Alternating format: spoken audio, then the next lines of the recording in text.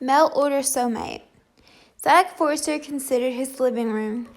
The cheerful floral arrangements was a nice touch of color among the muted tones, as was the new deep burgundy couch. They both added life to the otherwise dull space, making him less likely to notice the boarding gray November light struggling in through the windows.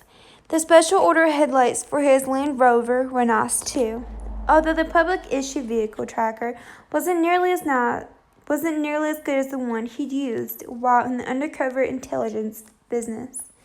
He checked his credit card statement on his phone and scrumbled at his short hair. It appeared as though his card had taken another hit, thanks to his online shopping bender the night before last. This was starting to become a costly habit, one he needed to curb. Zach tossed his phone onto the couch and massaged his aching temples. A few too many whiskeys and a whole lot of circus systems had happened. He supposed that therapy of choice could be worse, but still, something had to change, and soon. He was failing to adapt to civilian life, failing to pretend he hadn't seen the things he'd seen, hadn't done the things he'd done to keep the country and sometimes the entire world safe. Real life was happening around him, but he felt as if he set apart, struggling to act as though he was just like everyone else. That being an agent for almost a decade hadn't changed him in ways that left him altered, unreachable. Now that he was retired, his new mission was to forget it all. Blend in, marry, and live a life with a woman who would be okay not knowing every gory detail about the things he'd done in his former career. However, even the local matchmaker, Gingy, however you say that, who never struck out, couldn't find someone for him. But her husband Zach's buddy, a former partner, Logan Stone, had made his leap from secret life to real life. While he seemed surprised when Zach announced he was leaving the service, Logan had quickly followed suit, the two of them opening a security business that served civilians. Normal life suited Logan. His reentry had been smooth and effortless. Zach's, on the other hand, looked more like a shopaholic had gotten hold of Daddy's credit card.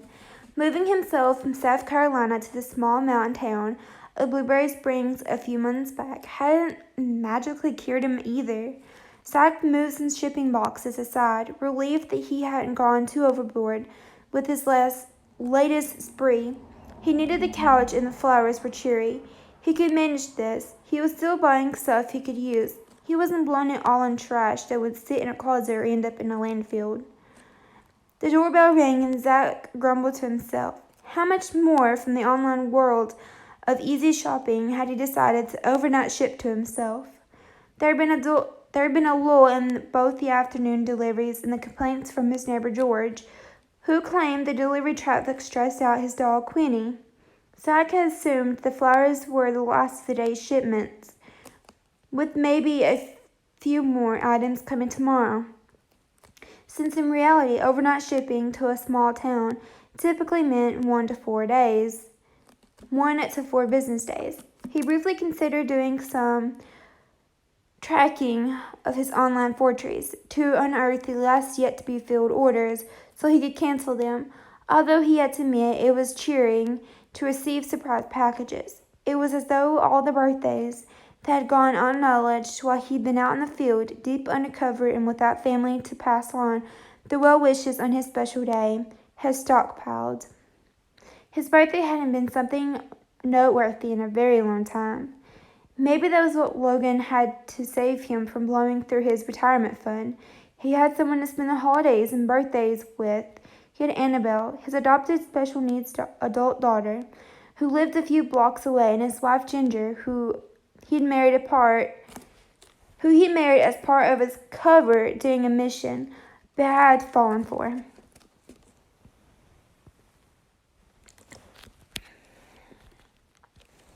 Zach opened the door, the security system chirping due to the doorway branch as frigid mountain air blasted him. He was facing a woman in a thin, faded jacket and a backpack. Not a delivery, then. Relief washed over him as he gazed at her. She was tall, nearly his height, her blonde hair revealing a hint of darkness at the roots, the wavy curls demonstrating a similar softness to her generous curves. She looked like a woman worth holding, someone a man his size could really put his arms around and enjoy. Knowing she was there, a groaning force. Zach blinked and shook himself. He was lonely. There was definitely the problem, and shopping wasn't filling that hole. Zach Forster? She asked. She had a British accent, and he worked to place it. It wasn't like Lake Yorkshire, and it lacked an upper-class polish. It was more similar to the classic accent, as if she'd grown up in one of the older downtown neighborhoods or along the edges of London, sneaking smokes and liquor after school and kissing boys in out-of-the-way corners.